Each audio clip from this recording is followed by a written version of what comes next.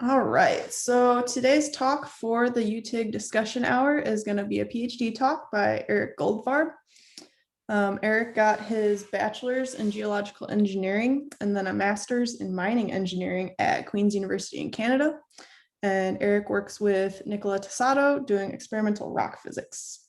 And since this is a PhD talk, I'm going to put a link to a Google form in the chat, and that's going to be something you can fill out during the talk. And those scores that you fill out in the Google form are going to be to help decide who has the best PhD talk this semester. So please fill that out. It's also helpful for the presenter because they get to see the feedback from that. Go ahead, Eric. All right, thanks everyone for coming. Thank you for the introduction.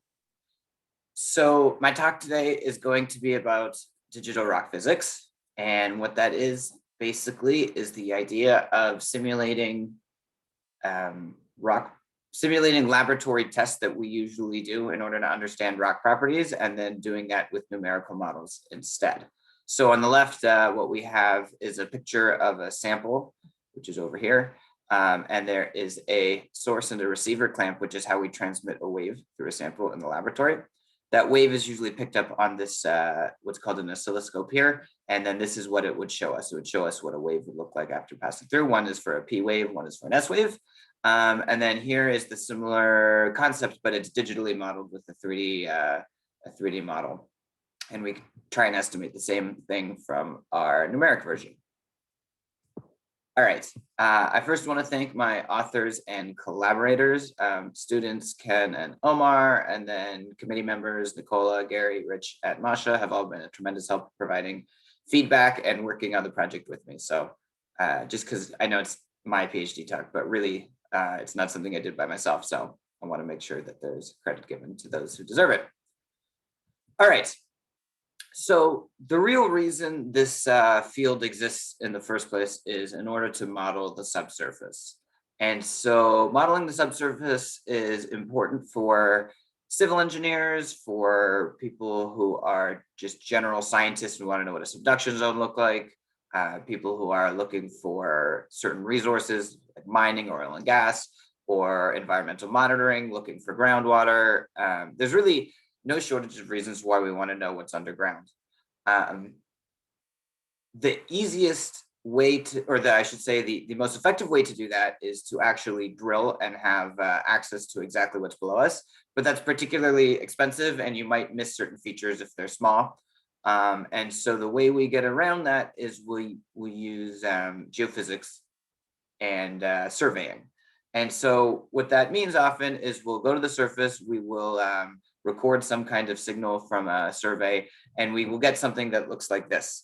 And this is from a seismic survey. It's actually a well tie, so there's a well in the center, and then we have impedance, which is basically the velocity model multiplied with the density model.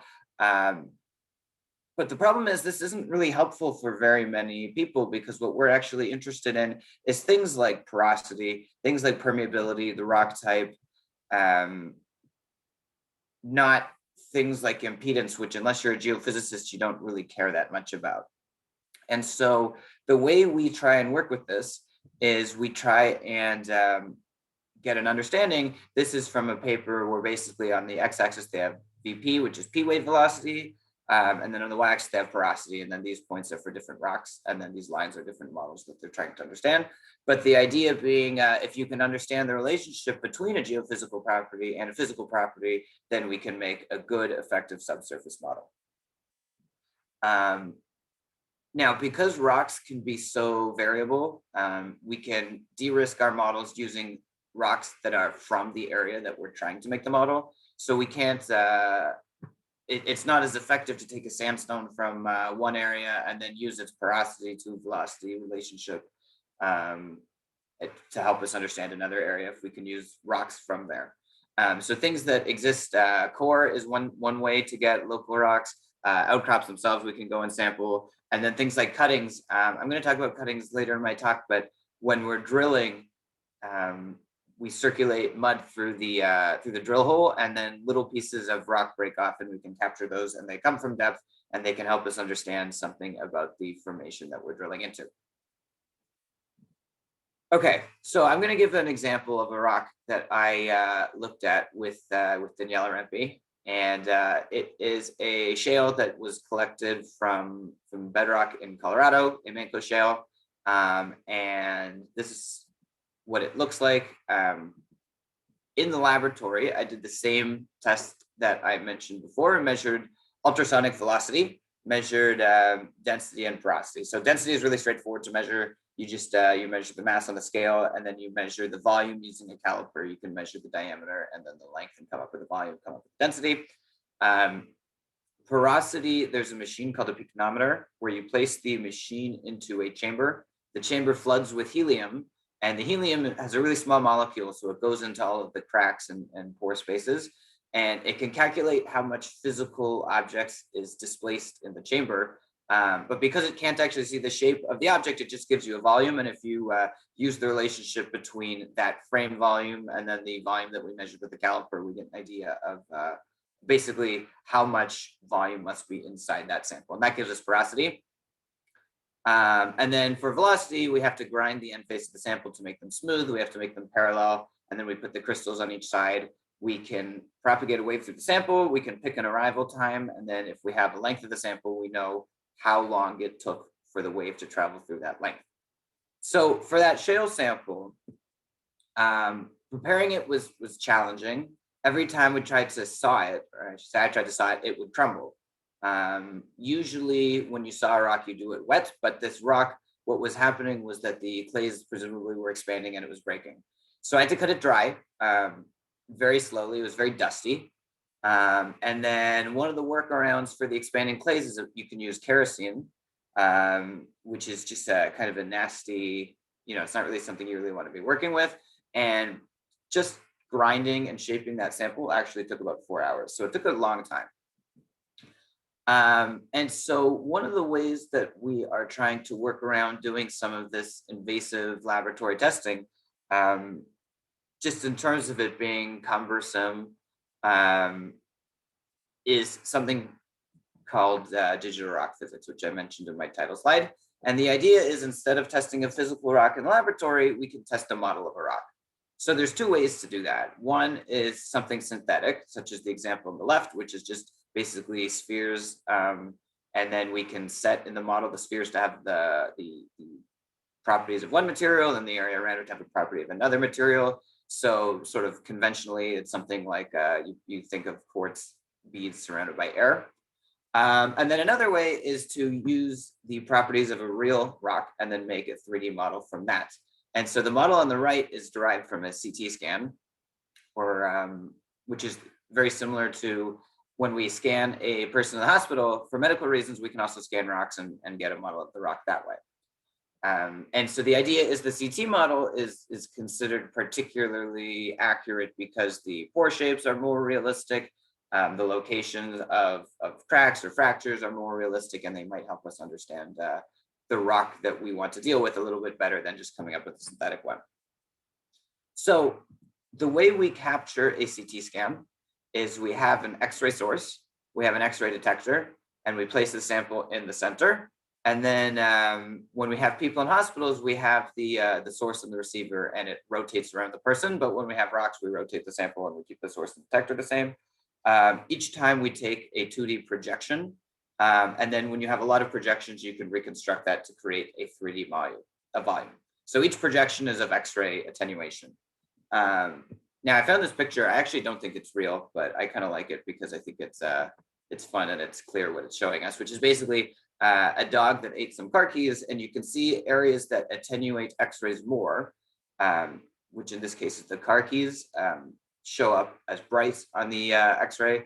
The bone is dense, but not as dense as the keys, so it's bright, but not as bright. Then you have kind of the skin of the dog versus the air around it, which is the darkest. So as a first order, we can get an idea of what density we're looking at by looking at how X-rays attenuate through the object. Okay, so for my experiment here, here's 4 sandstones on the CT stage. You can see the CT gun, you can see the detector, and then here's a GIF of what the projections look like as it rotate around. And then the reconstruction looks something like this, where you can see what a 2D cross-sectional slice would be. The units of this slice are in something called CT number. So this is just a profile here, which I've drawn here. The values that we're viewing as gray values are CT number, and then this is just a pixel value on the X here.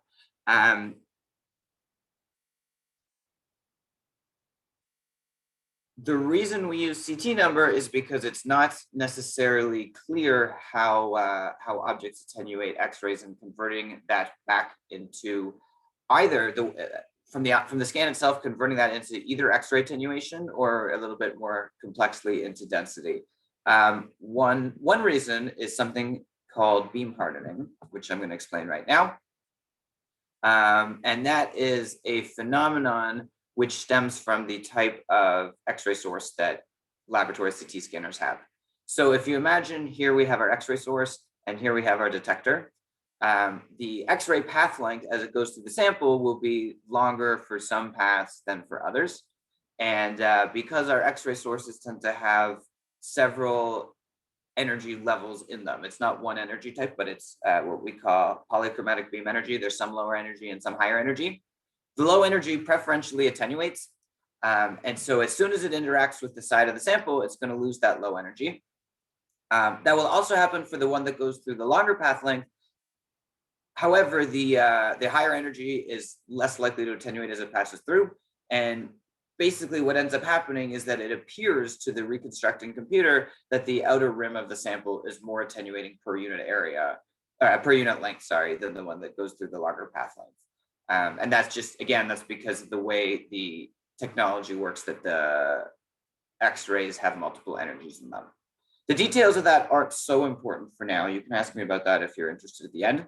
But the idea is when we take a raw scan, it looks something like this when we reconstruct it, where it has this sort of bright rim around it, which is the mistakenly, the computer mistakenly thinks it's more attenuating. There are software corrections to get rid of that rim. And then you can also actually overcorrect too, if you're not doing a good enough job. And in this case, we have a dark rim going around it. And if anybody has questions about that software correction, I can explain it later. But the important part is that it exists. So what ends up happening here is because we can't easily convert CT number to a usable property because of artifacts that happen during the acquisition process, the most common way to deal with this is if we take a CT image on the left, we try to segment it. So in this case, the center picture is the red has been classified as grains, and then the black has been classified as air. And then when we looked at that 3D model before, that's actually where this came from in 2D. And so now each and every pixel, or when we're talking in 3D, we call them voxels. Each and every pixel has a value that we understand. So we can assign the porosity of the black pixels to be 100% and of the red ones to be 0. And then we can, we can take a weighted, we could count how many of each we have in order to find out what the porosity of that slice would be. We could do the same thing with density. We could try and make a wave speed model by assigning the red ones the wave speed of a grain, and then the black the wave speed of air, and we can try and understand how a wave would go through or how permeability would pass through this image or that type of thing.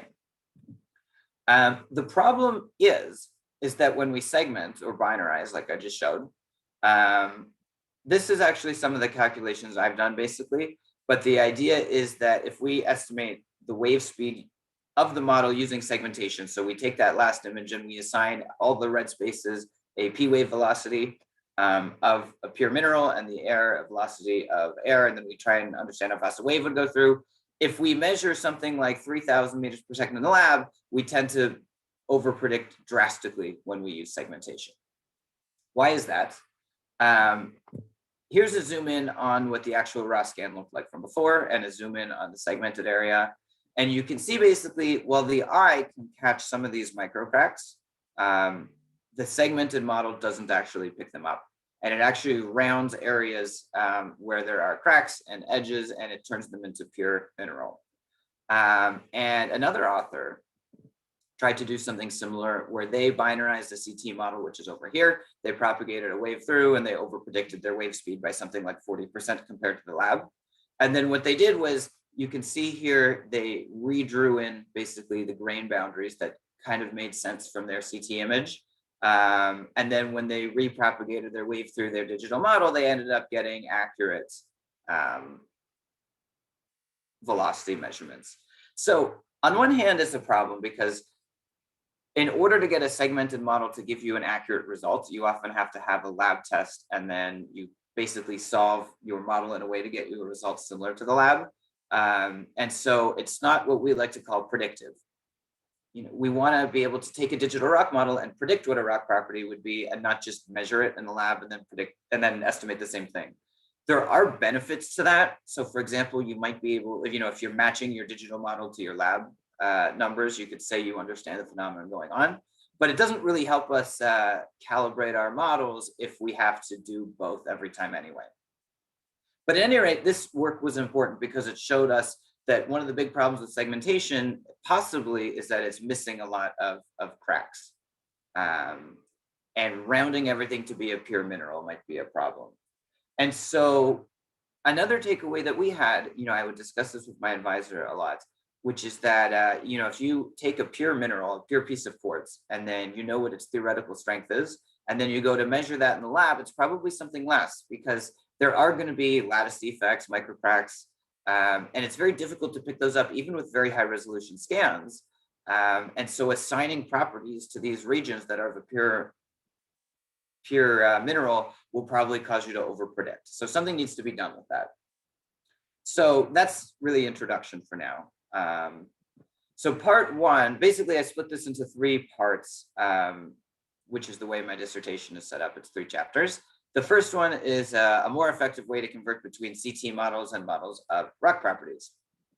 And so the way we do that is, if you remember that picture I showed you before of those 4 sandstones in the CT scanner, there was those phantoms on top, objects of known density. And basically for our sandstone, we have a rock, I put in glass, and then 2 materials that I'm familiar with, borosilicates, which is this one here, and then a mineral of quartz, and then an area where we could select air in the center of the sample holder. And basically, this is CT number here, right? That's the proxy for X-ray attenuation. That's not perfect because of artifacts. And then if you make a histogram, you can see the denser ones fall with higher CT number, right? The quartz is above the rock.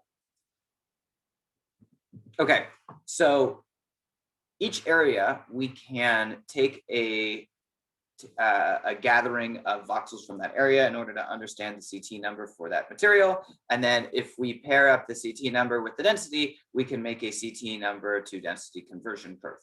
And what that allows us to do is turn every CT number into a unit of density, which is now a meaningful property. Because again, CT number can be arbitrary. You do a different scan, you use a thicker sample, you'll get different X-ray attenuations, and so on. So now we have a unit that we can work in.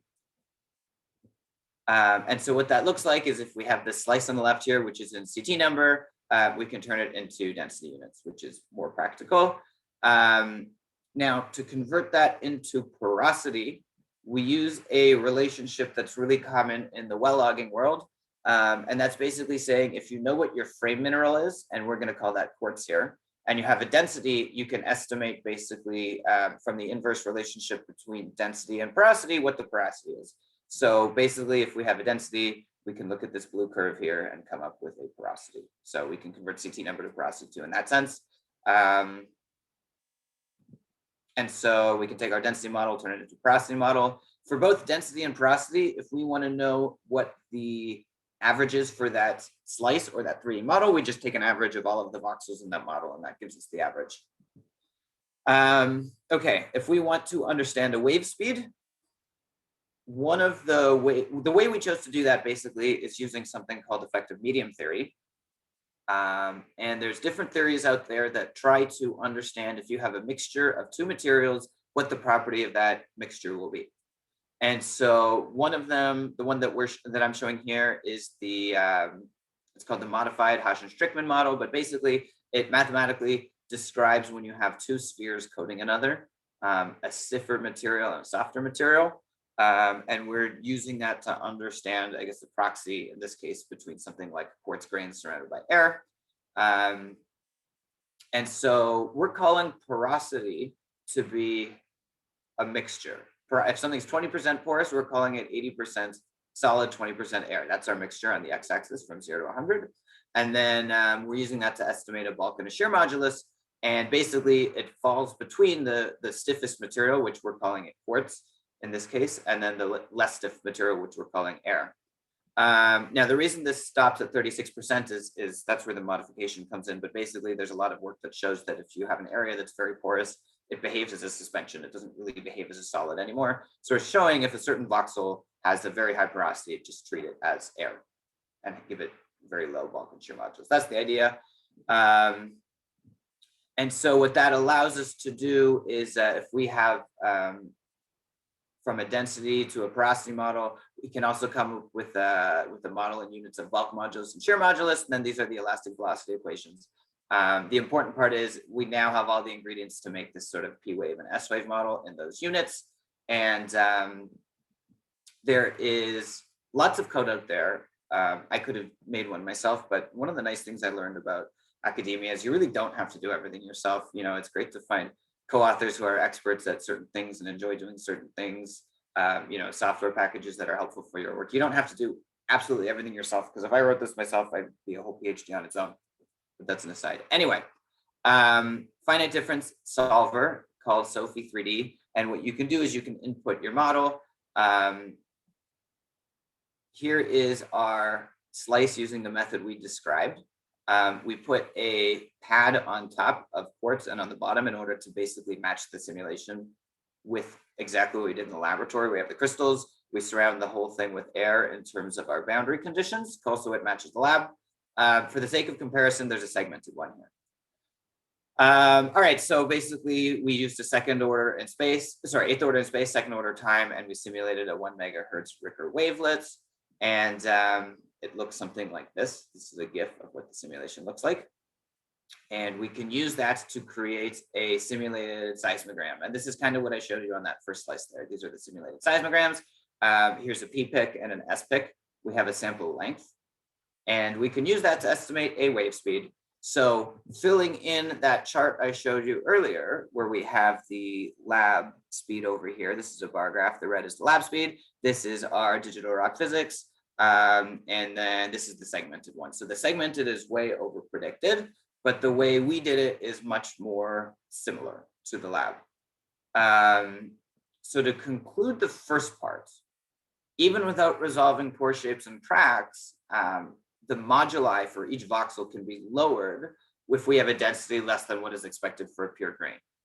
And so that helps us with the idea of, you know, I said, even if you take a pure material, even if it's a lab-made material, and then you go to measure its strength, it's probably less than the theoretical maximum. This is a way that we can basically add that into our model. We're taking something from the material science world, right? These lattice scale impurities, and we're adding it to the rock physics world. I say lattice scale. Most of these things realistically are bigger. I mean, I showed you pictures before where it showed those cracks, which are just missing from this segmented model. But we pick them up in CT number. We could see them visually, but the segmentation, it rounds it. So we're able to bring that knowledge there. Another good thing about this method is that it's less arbitrary than segmentation. One of the things I didn't mention before, but segmenting your model, binarizing it, the most common way is to just use thresholding, where you just pick a CT number where everything denser, or everything, sorry, with a higher CT number is assigned the properties of one material, and everything with a lower CT number is assigned the property of another material. If you ask 5 different people to do it, you'll get 5 different models, and I've seen that happen. And there's actually a paper where somebody shared a model with several universities, and they were getting porosity models that were 80% different. So that's a big problem. And in this case, it's less arbitrary because we don't go through that process. And then another benefit here, because we're scanning at such a coarser resolution, it allows us to process large samples. And so in the segmentation world, in order to do the best they can to make out all of the cracks and pores, they have to scan very small samples. So common size is something like 0.25 centimeter cubed. And my sample is 2.5 centimeters by 5 centimeters. So it's much, much bigger, and it's more likely to be representative of the geological feature we're interested in. All right, part 2 is calibration. This was the second chapter of my PhD.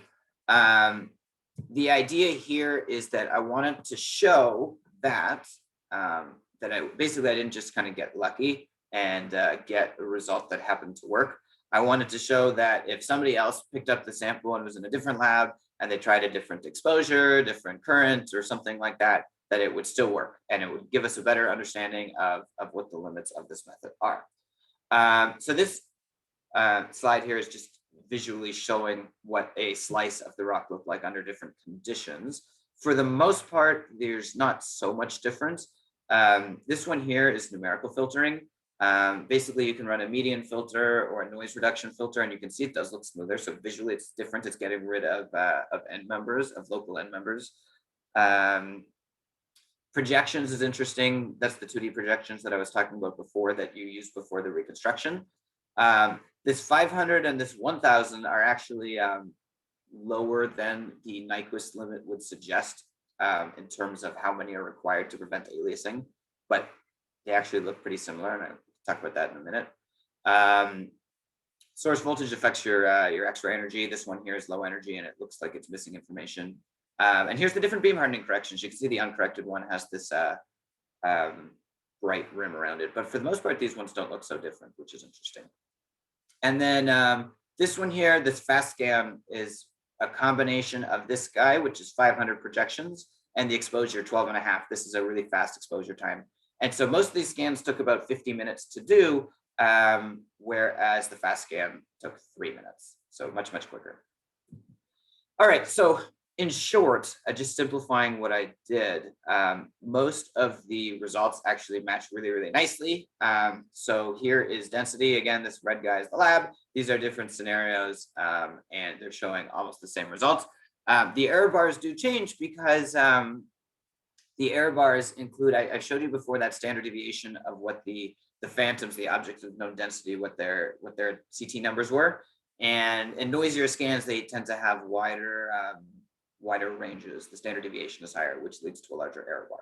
That's the only change there. So showing this in a different way, for each figure, we'll start with this one. Each panel here is a different scan. So this is at 145 microamperes, 105, 85, and so on. The 4 dots represent the 4 sample that I showed in the picture before, and then estimating the density for each one. The base case scan was the first one where I set it up how I kind of normally would, and then I deviated from there. As I lower the voltage, basically what you could see is how it would change from the base case scan. This blue line is the error bars from the base case scan. And so basically what this slide is showing this, you change the current, the number of projections, the different numerical filters, exposure time, we're seeing very little change. And so, okay, so going to projections, our theory for why undersampling doesn't lead to a big problem here is probably because our sandstone has millions of grains within it. And actually, if I go back to the picture of it, we're not really resolving each of those grains anyway. Each voxel is giving us an average of what's in that region. And if you undersample and each area is actually similar, you're not really going to alias a signal because you're just aliasing an average, which gives you the same result. So that might change as resolution changes, but for now, this is the same. As far as the numerical filtering goes, this probably works fine because you're getting rid of local extrema, but the averages of the regions are still similar, assuming for every high extrema, you get rid of a low extrema, leading to a similar end result. One thing we did particularly notice a difference from is voltage. And so this is showing here that at low voltage scans, we're under predicting density. And the reason for that has to do with how X-rays actually attenuate. We have 2 main attenuation causes at CT acquisition energies. One is called the photoelectric effect, which is at lower energies, and that's mainly a function of atomic number, or Z. And one is called Compton scattering, which is mainly a function of density.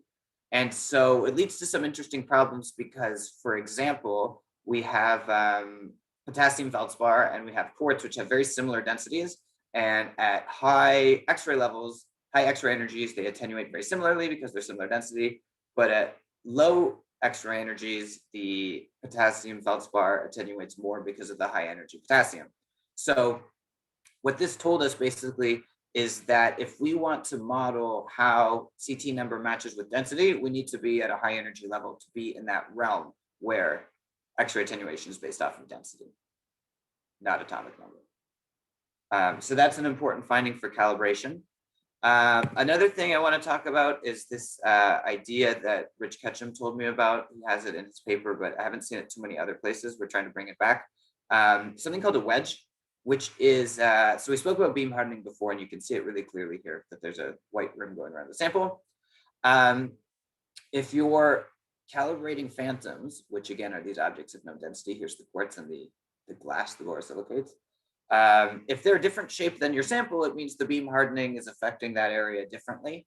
And one way to deal with it is if you put in this case, the sample in a cylinder and surround it by an attenuating powder, a sand, basically.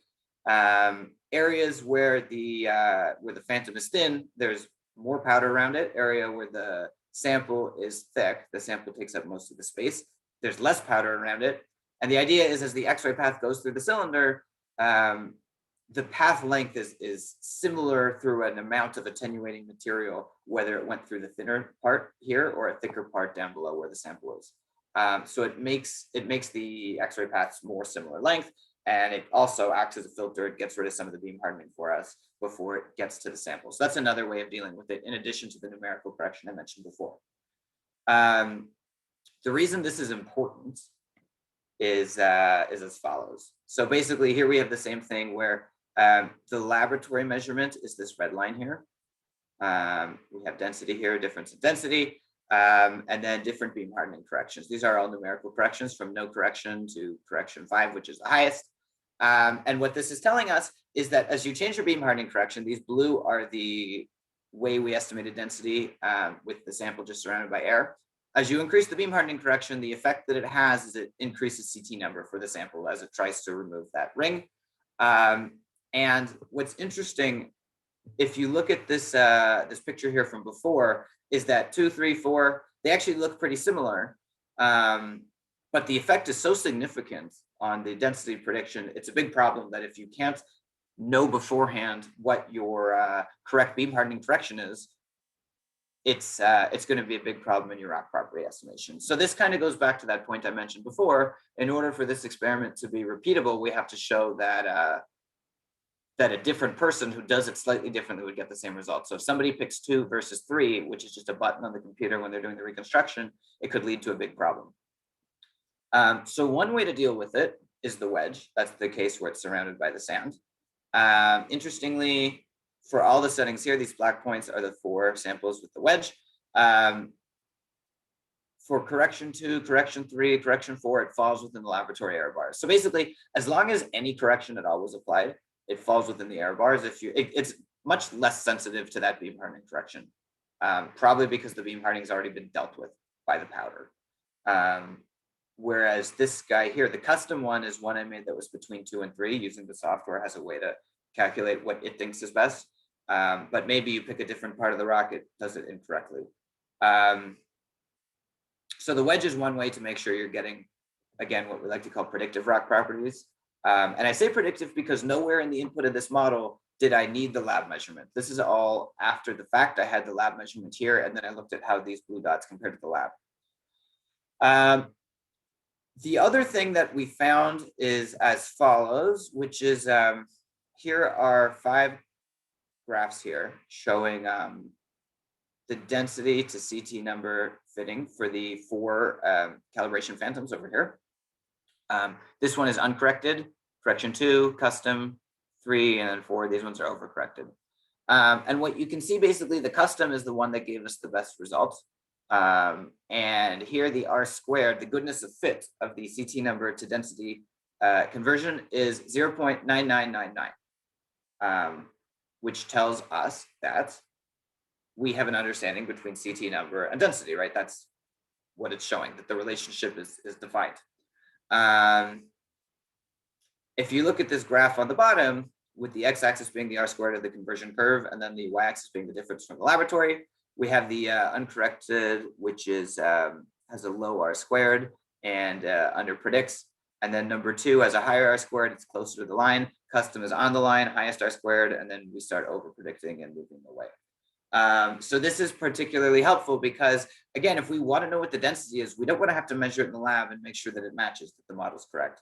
That's kind of what happens a lot in segmentation, and we're trying to avoid that. We're trying to be predictive. And so this tells us that if we have an r-squared that's not very high, it's going to be difficult to get a real estimate of rock properties. All right, so sorry, that's supposed to say 2. It says 1, I copy pasted. Part 2 conclusion, 2 settings when you scan are particularly important, the acquisition voltage and beam hardening. Most other settings show no significant change to DRP estimations. So that was things like the exposure time, projections, and so on. A goodness of fit of the CT number to density conversion curve can tell us if the scan is predictive.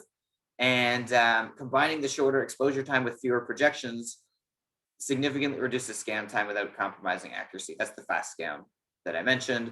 Things where time is of the essence, such as flooding experiments, permeability, fracture experiments can be done inside a CT scanner. If the scan only takes 2 minutes or 3 minutes to do, you can do real-time experiments and see how it changes. If it takes 50 minutes, it's a lot more complicated. But that's a suggestion for others. It's not something I'm trying yet, other than showing that it works. Okay, part 3. Up until now, this has been kind of an academic exercise showing that we can do this. Third chapter that I've been working on is showing samples that we can't conventionally measure. If we can prove, now that this has been calibrated and we showed that it can be done predictively, there's samples from 2 settings that I thought would be interesting to understand. This guy on the left, I mentioned Scott Eckley in my opening. He's a friend of mine and he's working on petrology of Martian meteorites. And I said, Scott, can I borrow your samples for a rock physics experiment? And so basically, in terms of the actual origin of the samples, it's not really what I'm looking into, but I'm trying to show that we can estimate the rock properties. Now, the reason these are such a good case study is because the way you get them from NASA is they're in epoxy, right? You can't measure their density because you can't measure their volume. You can't measure their porosity for the same reason. And you can't put the crystals on to measure the velocity again because they're in epoxy.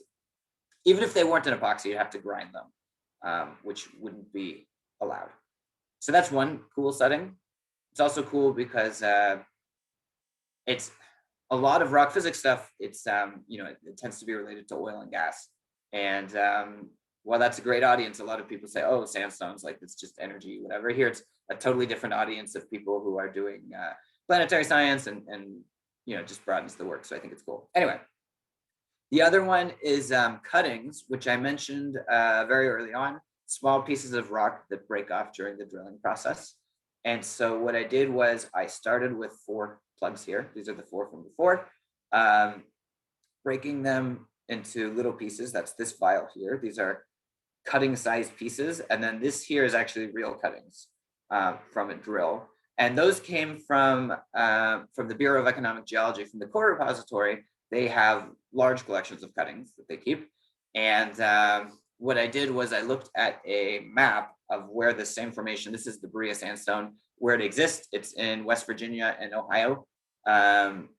In West Virginia, I found on the map where BEG wells were near that, or overlaying that map, around approximately that depth. Look for some cuttings. They're assumed to be similar. That's the idea. And then here you can see in CT, C are the real cuttings, and then D are the ones that I made. So they're similar size. All right. Okay, so for the meteorites, what I had found is that using calibration phantoms, it's very important that the materials types are similar. And so what I showed everything before was all sandstone, silica-based rocks. And we had silica-based phantoms. It was the quartz, the borosilicates, the glass, things that are similar in nature to what a sandstone is. So for the salts for the igneous rock, what I found worked better is to choose materials that are similar to the thing that we're trying to estimate, which in this case is basically 5 basalts. I went into the basement of the Jackson School with Scott, and we looked through some drawers and found different basalts, measured their density. I measured these myself using similar method to I mentioned before. And those were the phantoms. And then here's the Martian meteorites here, and we don't know their density, right? We're guessing, but we do know their CT numbers. So of these 5 samples, plus the air as a phantom itself, this is basically the cross-section of what the scan looked like. The R-score is 0.9991. So I'm pretty confident that these densities are going to be right. Okay. For the cuttings, this is kind of interesting. These are the fake cuttings. These are the results from the fake cuttings. On the x-axis is the number. So basically the dot is just like a density of each individual cutting. That's what the dots are, a porosity of each individual cutting, P wave. And then what I started doing was the triangles are a cumulative average of every value up to and including that point. So this guy is just 1, 1 plus 2, 1 plus 2 plus 3, and so on. The red line is going to be the average value from it's the value from the lab of what the whole rock was. And then the dashed line is the average value of all of the cuttings. And so basically what you can see here is that the cuttings on their own show, like some are above, some are below. It's distributed seemingly randomly, with the average falling in the middle, which is good for statistical purposes. And then another thing, the cuttings average doesn't quite match the lab average, but it's not so different. Now that could be one of 2 reasons. It could be that the area we're looking at isn't necessarily representative, or it could be a problem with the method. I suspect it has to do with how representative it is. And then going back to the idea of this dashed line being the average from the cutting, if you look at the cumulative average in all of the cases, basically after you have more or less 4 cuttings, the cumulative average falls on or very close to that line, even though individual cuttings themselves are above. So what this tells us basically is that you really don't need that many cuttings necessarily in order to have a decent idea of what's going on. Core tends to be particularly expensive to bring up entire pieces of rock. Cuttings can usually be obtained for free anytime there's drilling. And obviously there's a lot more that can be done with this, but it looks like at a minimum, like you wouldn't really say we measured porosity from a few cuttings, we know what the porosity of the ground is, but you could maybe say we have porosity of a few cuttings, we have a proxy for what a piece of core from that area would be, and you sort of look at that with the same level of skepticism. So that's the results for that so far. One of the other things I tried doing is it's common in rock physics. I showed something similar to this before with samples where we have something like porosity versus P wave velocity. The red stars are the plugs, those 4 samples, and the pluses are the cutting size pieces. This is like a kind of a typical rock physics style graph, and it helps you get an idea if you're doing something like a seismic survey, getting an idea of what type of porosity or whatever property you're looking for might work, might be dealing with. And then another interesting benefit of this type of work, I guess I should say, before I move on, I'm still working on some of the final results for this section. So that's why I'm just showing kind of bits and pieces of it. I don't have a lot of really interpretation for the Mars yet. I just have the results, and I'm still reading into the literature on what it tells me. But anyway, another cool benefit that I want to mention with Digital Rocks is that there are websites, including Digital Rocks portal here, where everybody can upload their rocks and they can share them around the world. And it's something that with conventional methods, when you have your sample and you measure it in the lab and you put it in a paper, okay, now that's done. And if somebody wants to see it, it's not really available. Here, your model can be shared really easily, particularly things like the Martian samples, which are rare. Now anybody can look them up. So, all right. So concluding the third part, rocks that are rare or unconventional shapes can be tested. Cutting and grinding samples for preparation is not explicitly necessary. Sharing the models around the world is easy. And I think what's particularly important here is that what this chapter shows is that the method is more than academic, and it can meaningfully contribute to scientific debate and industry decisions. It's not a matter of it's possible to make a rock model. It's all right, here's a model and we can actually estimate stuff that can contribute to the literature. So that's all I have. I'd be interested to hear if anybody has feedback, questions, comments. You can either ask now, you can also send it to me later if you want, by email or any other way. So yeah, I'd be happy to take anybody's questions. Thank you for listening. Thanks, Eric. It was really interesting seeing all those applications. If you have a question, just go ahead and unmute yourself and ask.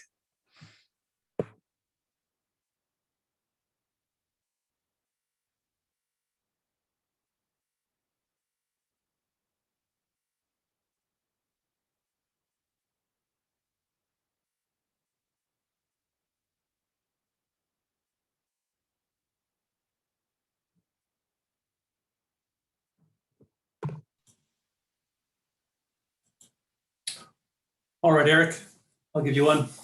Rich. So you haven't finished your analysis of the Mars stuff yet, but can you tell me what data there are out there on what are the seismic velocities of Mars, and or will these be the first direct data on how to evaluate? All right. So we have some theoretical models that exist because we know approximately what Mars is made out of. And so there's those. A lot of those are really old papers from like 70s, 80s, whatever. And then they're showing basically a model from surface to core, similar to when we see like the global geophysics on Earth, when they just show like the very long profile. I don't know if that's the right word, but with the y-axis is like thousands of kilometers. In the last year, just over a year, there's been a seismometer on Mars in the InSight lander. It is measuring it's a seismometer that there's no active source nearby. Some ways that they're trying to understand what a source could be include using the camera to see when things like meteorites fall from the sky, and then using that location as a source. It's kind of sketchy, but it is what it is. Another thing, including dust devils, which are little mini, they look like little itty bitty hurricanes. They're actually a little bit of low pressure, and they can see those again with the camera and have an idea of where a source might be, and it actually causes like a surface wave to travel. So there is some data. The global models show very high values because they probably neglect the gravel and the cracked areas of the surface. The InSight numbers are lower velocity than what I have so far. I haven't tied it in yet. Basically, if you have like a gravel, which is what it looks like a lot of what's going on at the surfaces, fragments, even if it's made up of a pure material, this is kind of going back to what I was talking about, the effective medium theory. If you have quartz, which has a P wave velocity of 6 kilometers a second, and then you have a lot of pieces of quartz, and then you measure a wave through that, it's going to be probably 500 meters a second. It's so much different. But yeah, that's what I know so far.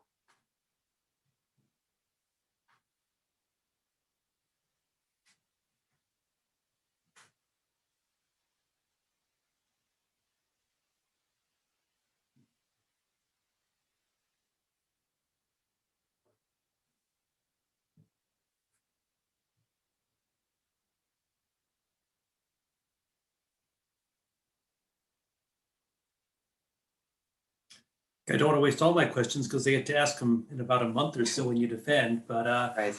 How would you extend this method to less homogeneous rocks? Because both Berea sandstone and your basalts you can assume them to be sort of single materials to a certain extent with this calibration method. What happens when you've got a granite or, a larger grained crystalline rock? Okay, so there's a few things I have in mind, one of which I actually did use on the basalts, but I didn't talk about here because I didn't want to go into it, because you can actually see the Mars guys actually do have big olivine phenocrysts in them. And one of the figures, so basically, I think there's two ways to deal with it. One, if you look at this basalt here, this is presumably made up of many minerals. I don't actually know because I haven't checked, but it's presumably many minerals. And it appears to be homogeneous. And that's similar in some ways to something like a shale, which has many minerals in it, but at the resolution that we're looking at, it comes across as kind of one constant gray value. And so the way I have been dealing with that, or with shales, I should say, is that if we make an assumption that, well, if you know, you have to know the mineralogy beforehand.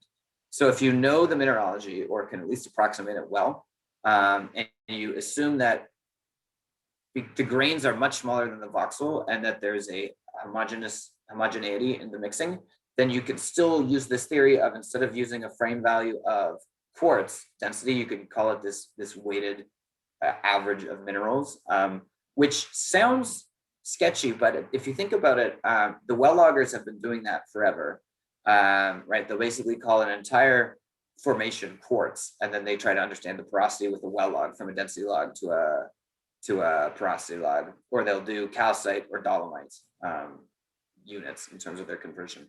So I've done that on shale rocks, and there's a paper that Matt Ramos published where he used that method. So that works for things that are homogeneously mixed and small.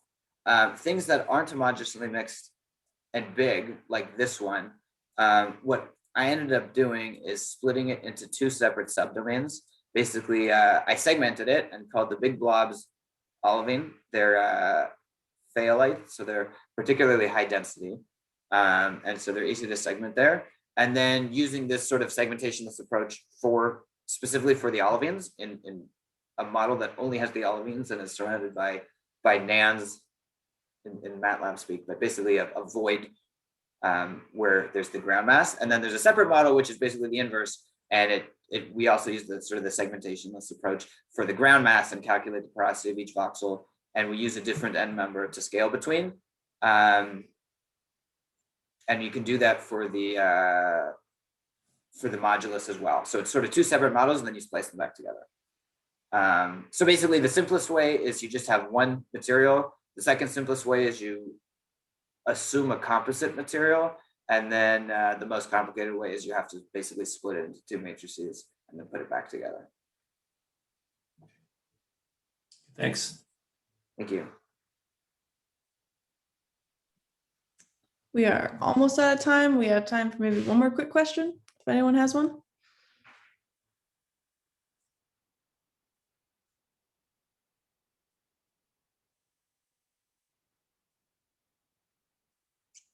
If not, then we can end for today. Thanks, Eric, for this talk.